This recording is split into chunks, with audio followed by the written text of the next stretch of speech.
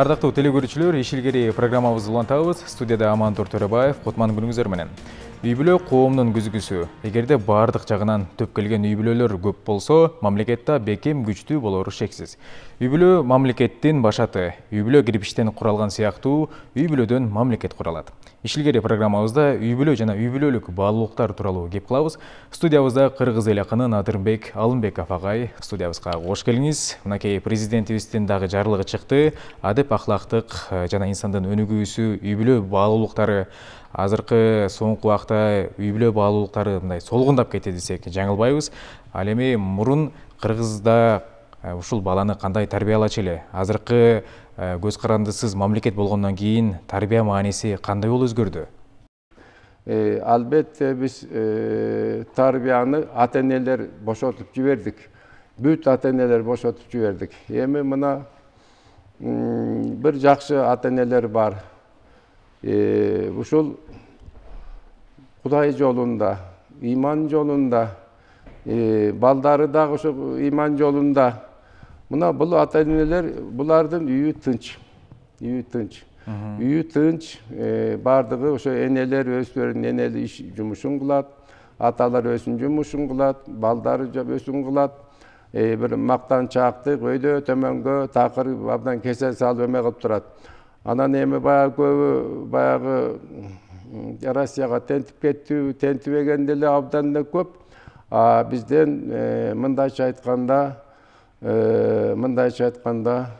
ыйман, ызат, ынтымак кетти. Мурун Кудай эмес, мурун баягы кандайдыр бир күч менен СССРде ушул динден тышкары мамлекет болгон күндө дагы бул ушул диндин күчү өзүнүн калыбында турчу да. Эми илгери биздин пайгамбарыбыз Мухаммед алейхисаламдан Жебирейил келип сураган экен: сен өлүп калганда мен жер бетине келесиңби десиге, мен келе албайм го, бирок 10 нерсени алып кеткенге келем деген экен. Ал кандай 10 нерсе болду экен? Онан бирөө айткан экен: кай менен алып кетесиң десе, мен жер бетинен берекени алып кетем деген экен. Берекетти алып кетем деген экен. Анан десе, ата менен баланын ортосундагы жакшы мамилени алып кетем. Апа менен кыздын ортосундагы мээримди алып кетем. Анан бул аялдардан мен ыйбаны алып кетем, бул абдан жаман болот деген экен. Анан бул көп анан соттордон мен калыстыкты алып кетем деген экен. Карабайсың, соттордон калыстыкты алып кетем, башчылардан калыстыкты алып кетем деген экен. Ушундун 10 түрүн айтып кеткен экен.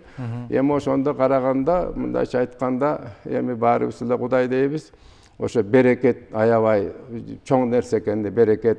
Көчтүн тойбой турганы бул абдан, бул эми бардык тарбияны жокко чыгарат экен. Адам баласынын ошол кандай аракет кылса да, окатка отурса да, иш кылса да, тарбия алса, таалим алса да, ошо көзү тоюп туруш керек экен. Көзү тоюп тургандан кийин бардык аста секин бар боло берет экен. Анан мына көздү аябай жаман биз үйрөтүп алдык. Мына илгери ушул бирөөдүн бир жаман жерин карачы эмес электи. Азыр жана ыйбаасы кеткен ургаачы кыздарыбызбы, келиндерибиз жарым жалаңач болуп жүрүп атат да. Анан эми ошону жанагы бизге окшогон даже ушул балдар эмес, чалдар карачы болуп алды да. Ошондон Кудай Тааланын эмес ушундай экен, өзүнүн уруксат эмес болгон нерселерди караса, көздүн берекети кетет экен, көздүн курчу кетет экен. Бул абдан туура чоң сөз экен да. Мен илгери ошо 60-тан кийин эле көз айнек тагып калгам. Анан 2004-жылы Куранга отурдум. 5 жыл которууга отурдум. Анан көз айнегимди кийип алып которчумун, ушундай кылып да. Анан азыр элдин баары билет. Бир күнү карасам, кийим карасам, баягы көз айнегим жок. Ошо бойдон каяка койгонун билбейм. Мен Куранды көз айнегisiz жок бүттүм. Значит, мен ойлойт, бардык молдокелер, ыйбалуу кишилер баары эле айтат да, көзүңүзгө берекет кирген турбайбы дейт. Чын да, мен ушу жалаң ушу Кудайдын ушу тарбиялай турган китебин 5 жыл карап отурсам, мен көзүмө берекет кирип. Ошондон кийин деле азыр деле мына мен окуп берем. Ошо көзүм 80-ге жакындап калдык, жакын калдык. Көзүмө берекет кирген экен. Эми Кудайдан суранам, шуну эме кылбасаң экен деп сурап турам да. Ошо көздүн берекети, ыймандын берекети, дилдин берекети, коомдун берекети болуп турса, берекет, турмуш өзү менен өзү боло берет экен. Мисалы, бир үй бүлөдө атасы иштейт, апасы иштейт, бой жеткен эки баласы иштейт, жетпейт. Жетпейт да, баягы жетпейт да. Тапканы мындай жакшы болбойт. Жакшы эмес, берекеси жок да. Анан азыр мурун биз жайлоого бир кабым менен эле кетчүбүз. Ошол жайлоого барып кайра келгенче ошол айран сүт менен эле берекеси бар эле. Анан мынагы Кысылдыйкан деген Кара-Балтанын үстүндө шаар бар. Ошондо бир киши айтат, илгери кырман мынагы чоң жолдун жээгинде орус туугандар жашаган жакта кырман бар болчу дейт. Анан ат менен тийген жанагы тапел мен күчтөгү акыбызды ат менен артып кетчүбүз дейт да. Ошол бир жылга жетчү дейт. Кийин араба менен ташып атабык дейт. Анан машина менен ташыга өттүк дейт. Бирок бир жылга жетпейт, берекети болбой атпайбы дейт. Мына ошол кеп. Демек ырысы кетти десек болот. Берекети кетти да, баягы Кудай эме кылгандай. Мына ошол баардык нерсе ошо берекетке жараша болот экен да. Анан жанагы ортодогу неме, анан бу жанагы ыйбааны алып кетем дегенге мен аябай маани берем. Эмне деген укмуш сөзү. Аял заттан ыйбааны алып кеткенден кийин турмуштун кызыкчылыгы болобу? Турмуштун кызыкчылыгы болобу? Ушу бир үй бүлөдө ушул бир жагында энеси, бир жагында эмеси, кыздары, балдары баардыгы ыйбаасы менен болуп турса, бул абдан жакшы да. Азыр бой жетип калган кыздарбы, мектепте, жогорку жакта окуп калган кыздарбы өзүн өзү билип калды. Апасы деле сурабайт, апа тияка кружокко барам, тиги кыздар чогулуп атат, бул баары кетти. Кийимин жакшынакай кылып алып берсе болду.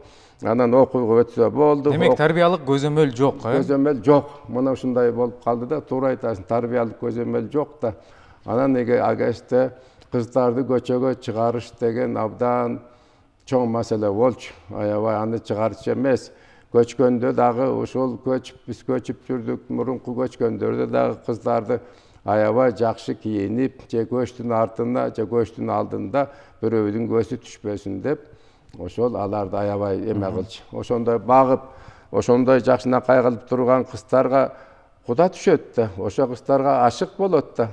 Анан жана тайралаңдап кое бергендердин маселеси башка болуп атпайбы? Ошондо кыздардын өзүбүз ата-энелер кыздардын кадырын түшүрүп коюп атабыз да. Ушундай мейли бара бер, окуй бер, окууң бүтүп алсаң анан дагы бирдемке болор деп. Ал окууну бүтүп алгандан кийин ошо 5 жыл өзүнүн ыйбаасын, кадырын кетирип койгондон кийин мына 30 жаш, 40 жашка чейин күйөөгө тийбегендер көбөйбөдүбү? Мына карачы. Анан айласы кеткенде бир эле кыз төрөп алсам болду, кимден төрөсөм мейли деген баягы энелик касиети, принципти карманып алышты. Кармалып, ошо бир эме менен бир үйдө жашап, ушундай калып, ал мамлекет жөнүндө ойлогон киши жок да. Ошол эптеп эле окат болсо, курсак ток болсо, кысым болсо, картайганда мени таштап алса болду. А мамлекетти ким ойлойт? Коомду ким ойлойт? Агайын тууганды ким ойлойт? Жакшы киши, жакшы аялбы, жакшы эркек бир гана өзүнүн үй бүлөсүн ойлобойт да, ал башкаларды ойлойт да. Ошондуктан бул мен ойлойм, жанагы бардык нерсе ошол тарбия менен ыйбаанын кеткенинде. Ошол ыйбаа биздин эркектерден деле кетип калды. Ал баягы мындай жүгөнүн бошотуп берди, дискини бошотуп беришти. Мына ошол дейт. Анан эми карап отурсаң, мына Москвага мен барып келдим.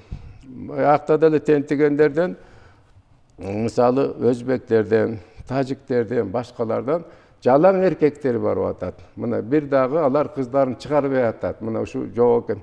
А биз ушул кызбы, эркекпи кое берип атпайбызбы? Анан ушунчалык намысын келет, ушу биздин багып өстүргөн жакшынакай кыздарга бир башка улуттар келип ээрчип жүрсө, айткандан уяласың да. Адырбек агай, булардын баары ушул соңку мезгилде 90-жылдардан кийин адеп акылактык, тарбиялык маанидеги ушул улуу биздин аксакалдарыбыз, апаларыбыз, чоң аталарыбыз аз насааттарын айтып калганынан көз каранды эмеспи? Эми бардыгы айланып келип, бурама бошоп кетти. Тартиптин бурамасы бошоп кетти. Биз ошол ата-бабалардан ыйбааны 1000 жылдап алып келаткан жанагыдай бир руханий дүйнөбүздү Биз кармабай эле башка элдерди ээрчип калдык да. Мына ушундай. Демек батыш чыгыш деп Ошону башка ээрчип калдык. Мисалы орус элинин неме ал өйдө төмөнүп айтыш болбойт, бирок орус деген орус да. Ал өзүнүн бир мындайча када салты, жөрөлгөлөрдү кылымдап келаткан эмеси бар да. Анан эми бизде болсо такыр башка да. Илгери ушу орустун падышалары ушу Петр деле, анан кийинки падышасы баягы ким эле? Ушулар мисалы арак ичти, тигиндей мындай деген көп сөз болчу. Петр кээде көчөгө жатып деле калчу экен да. Аларда маселе эмес экен да. Аларда кантип иштеп бериш керек экен. Петр биринчи эмени Россияны көтөрүп кет, арак ичсе дагы. Мына ушундай акыл сезимине эме кылчу экен. Анан мен ушулар менен аябай кабарлашып жүрдүм. Кийинки арак ичкендерди айтсак, ой, силер жакты айтат дейт. Бизде иштеп берген эмесин айтабыз дейт. Значит, бул орус элине булай арак ичүү өйдө төмөн деген сөз деле болбойт экен. Кеп ошол иштеп беришинде экен да. Кылган ишинде. Ишинде экен да. Анан эми ушундайлар болот экен да. Бизде бирөө кичинекей болуп калса эле болду, аны жамандап чукуп жатып калабыз да. Чукпай мындай экен, андай экен, болду ушундай аябай мындай болгондо да сөздүн баары ушуга такалып калып атат да. Ал эми тарбия кандай, өзүбүз кандай иштеп атабыз, өзүбүз эмне кылдык, ошол биздин жакындарыбыз эмне кылды, биздин элибиз эмне кылып атат, мейли арак ичпейли коелук. Мисалы кээ бир жаштар арак ичпей намаз окуп өйдө төмөн болуп атат. Бирок иштебей эле жүрүп атпайбы? Тиякта бияка чыгып өзүнүн эмесин көрсөтүп, мен кээде сурап калам, иштеп атасың десе, Кудай берет дейт. Алла Таала сөзсүз берет, бирок алда аракетке кылганга Эмгек кылыш керек. Эмгек кылыш керек. Мунагу акыл, сезимди, күч кубатты бүт бардыгын берди да, адам ошону пайдаланыш керек да. Биз ошол кээде эле ушу мына Куранды жебин карап отуруп алып эле, анан окуп алып эле Кудай берет деген ал туура эмес да. Аракети да керек да. Аракеттен берекет да. Бара-бара түзүлөт дейт. Мынакей ушундай адеп ахлак, акыл насаат, тарбиялык жөнүндө китептерди жазып жүрөбүз. Дагы эмне кылышыбыз керек? Ушул тарбиялык мааниде көп нерселерди китептерди жазышыбыз керекпи же мындай соц тармактар аркылуу тарбиялык маанидеги бир жарнамаларды көрсөтүшүбүз керекпи? Эмне кылышыбыз керек? Биринчиден мына биз илгери окуп калдык. Тишибиз өтпөсө да орусчаны окудук. Тишибиз өтпөсө да башка китептерди окудук. Мындай ошол окуу жана окуу деген система, анан жанагы коктудан түшүрүп сабат келип айдап келип окуткан сабатсыздык, булар тартипке, каныбызга кирип калган да. Окутуш керек, билим алыш керек деген, китеп окуш керек деген бул система болуп калган. Мына бизде биринчи эле биз жетилип калганда алайда жүрүп Касымалы Жантешев жазып келди Каныбек деген китепти. Анын жерге эмеси тийбей калды да. Мына ушундай окудук да. Ушундай ошол китепти чоңдор да окуйт, кичинелер да окуйт, баары окуйт. Анан мисалы Сынган кылыч чыкты, Төлөгөн Касымбек. Муну окубаган киши жок. Анан Чикемдин Айтматовдун китептери чыкты. Ал бир аз татаалыраак болсо да эл окуп калды да. Эми азыр мен таң калам, бир келинди ээрчитип келди, жубайым дейт, мектепте сабак берет дейт. Анан мен сурап калдым, Айтматовдун эмелеринде бересиз, ооба дейт. Анан өзүңүз бир эме айттым, өзү Айтматовдун кайсы китебин жакшы көрөсүз деп. Мен библиотекам бар, анан ошону айтып десем, мына Кудай эменин алдында турам. Ушу бир да Айтматов мугалим болуп иштейт экен, Айтматовдун бир да китебин окубаптыр. Анан сабак берет экен. Өзүнүн жүрөгүндө Айтматовдун эмеси болбогондон кийин анан кантип анан эме берет дейм да, ушуну айтпайсыңбы? Анан ушул мугалим болуп иштеп атат дейт. Мына карачы. Ошо жактан баш кетип атат да, балык башынан сасыйт дейт да. Ушундай билими начар, өтө начар, эптеп акчанын күчү менен мугалим болуп бүтүп алып, анан эптеп сабак бергендер, эптеп бүткөн байкуш ошо балдарга толук сабак бере албайт да. Муну ушунду биягы да болуп атпайбы? Эмне десе эле азыр эми илгери 8 эле жогорку окуу жайы бар болчу. Мен 2 жолу кулап калып анан Ташкентке араң өттүм да, айланайын тимеле ушуга тагдырга ыраазымын, эптеп өтүп кеткениме ыраазымын. Эми азыр барды 54 жогорку окуу жайы бар экен. Эми каалаганын баары эле кирип атат. Башкы ролдо бул акча болуп атат да. Анан акчага мейли, акчага деле алып окуй берсин, анан эми тигилер керек да. А бирок бала ишенип турса, мен экзаменди деле акчага койдуруп алам, же болбосо десе, анан кандай болот? Ошол кандай болот? Мисалы, медицинада деле ошондой экен, академияда окуш, акча берип окуйт экен. Ал эптеп бүтүп алды. Анан кандай доктор болот? Анан кандай ооруларды дарылайт? Башканы мейли акча менен кылсын, ошол медицина окуу жайын бир мамлекеттик эле көз караш кылып койсо болот да, ошондой. Мен ушуну ойлойм да. Бул акча бар жерде шайтан сөзсүз ойнойт. Бунун баары акча деген бул өзү бир чети ошол доходубуз болгону менен каяка жумшаш керек. Жана акча суу деп коюп атат. Ал шайтандын эле жумушу. Жакшынакай катып жүрсөң, кармап жүрсөң, айдын акырына чейин жетет ал. Анан кичине ошо жанагы акча суу деп анан кийин айдын акырында отуруп калсаң бул кандай болот? Ошондуктан мен ойлойм, бизде мына өзгөртүш үчүн ушу билим берүү жагын сөзсүз өзгөртүш керек. Мына президент чыктыбы эмес, азыр үй бүлө жөн чык. Эми билимди кантип беребиз? Ким берет? Үй бүлөдө кимдин эмеси ролу болуш керек? Мугалимдердин ролу кандай болуш керек? Анан албетте бүткөндөн кийин иш болуш керек да. Азыр баардыгы окуп алат, диплом алат, иш жок. Мына менин балам инженердик эмени бүттү. Анан бир жакка мен да барайын дейт, бир эле балам бар. Кыз 3 кызым бар. Айланайын, сен кетип калсаң мен картайганда эмне кылам? Деп анан иш жок.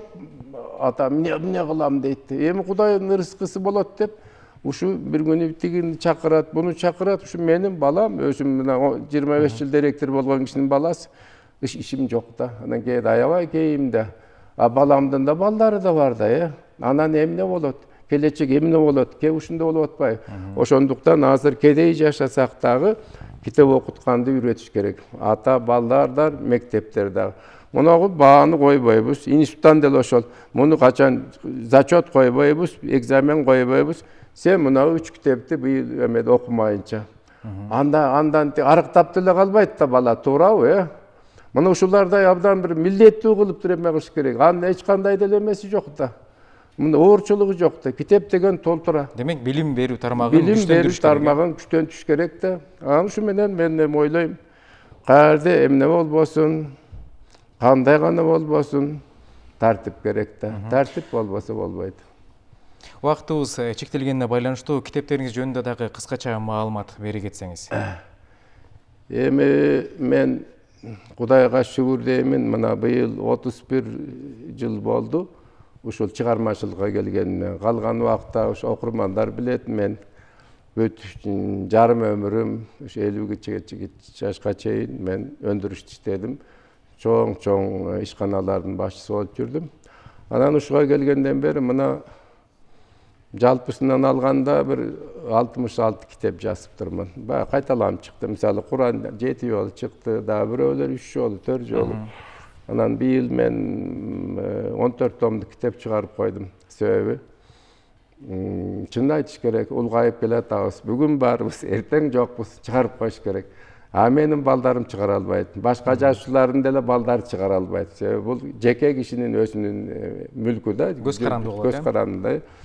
Анан эми ошол мен алгач жазып жүргөндө махабат ырларын жазып жүрдүк. Бир 200-300 ырымды азыр деле ырдап жүрүшөт. Анан өмүр темасын жаздык. Андан кийин ошол мен ыйман темасын өттүм да. Ошо көп китептерим мына ушул ыйман темасында. Пайгамбардын хадистерин котордум, 5 жолу басып чыктым. Куранды 7 жолу бастырдым. Мына ушул менин абдан чоң элдин алдында кылган мүлкүм, менин абдан сыймыгым ушул куттуу Куран болуп эсептелет да. Мына ушун 7 жолу. Эгер эл журт албаса, мен аны баспайт болчумун. Кудайга шүгүр өтүп атат. Мен ыр менен жазгам. Кыргызча котормосу, Кыргызча ыр түрүндө котормосу да. Мына ушундай мына ушуну жазылган. Куран чындык. Бул туура жол корккондорго Кудайдан шек күмөнсүз жалганы жок кылайган деп. Мына ушу менен баштап, анан негедир башка китептерди албаса да, мен кээде ярмаркада болом, Куранды алып кетишет. Бул китептериңиздин баасы канча турат? Канчадан алса болот? Эми баары эле билишет. Мунагуларды мен 400 сом, 500 сомдон баягы өшүнүн баасын эле сатам. Кептин баары магазин көбөйтүп жиберишет. Өздөрү 1,5 эсе кошуп, анан өтпөй атат дейт. Асмандын башын жасып койсо өтпөй калат да, туурабы? А мен үйлөн эле эме кылам, үйлөн эле жасам. Мына ошо Куранды мен 750 сомго берем, баары билишет магазин. Анан алар алып 1000 сом, 1,5 миңге чейин сатат. Ал өздөрүнүн жумушу. А көбү келип мен үйдөн алып кетип калышат да. Себеби эмне ал 1200 алгандан көрө үйдөн 700 сомго алып кеткени оң да, туурабы? Ансыгандай ушу Кудайга шүгүр, ошол мен деле элге журтка жетсе дейм. Анан баардык тамашалап коем. Менин замандаштарыма мен көп жыл жанагы Кара-Балтада килем комбинатын эме кылдым да. Ана минеңиз бар дейт. Мен айтып коем тамашалап. Килем жок, китебим бар. Келгиле деп коем. Элгер ошо килемдин аябай эмегесинде мен жетекчи болчумун. Чоң кичине деп келип турчу. Анан азыр эми килемим жок, Кудайга шүгүр. Эми азыр Китеп бар деп, китебим бар, сыймыгым бар да. Ошол. Эң жакшы Надырбек агай, сизге чоң рахмат. Ушул үй бүлө жана үй бүлө баалуулуктары тууралуу маек кеңири тарбия жөнүндө маектешип, ушул маек куруп бергениңизге сизге чоң рахмат айтабыз. Ишиңизге ийгиликтерди каалайбыз. Дагы көптөгөн китептерди, тарбиялык маанидеги китептерди күтөбүз. Алла ыраазы болсун. Жакшы. Урматтуу телекөрүүчүлөр, Ишилгери программабызда кыргыз эл акыны Надырбек Алымбеков менен маек жүргүздүк. Студияда кызматта Амантур Төрөбаев болдум. Иш күнүбүз ийгиликтүү болсун. Саламатта калыңыздар.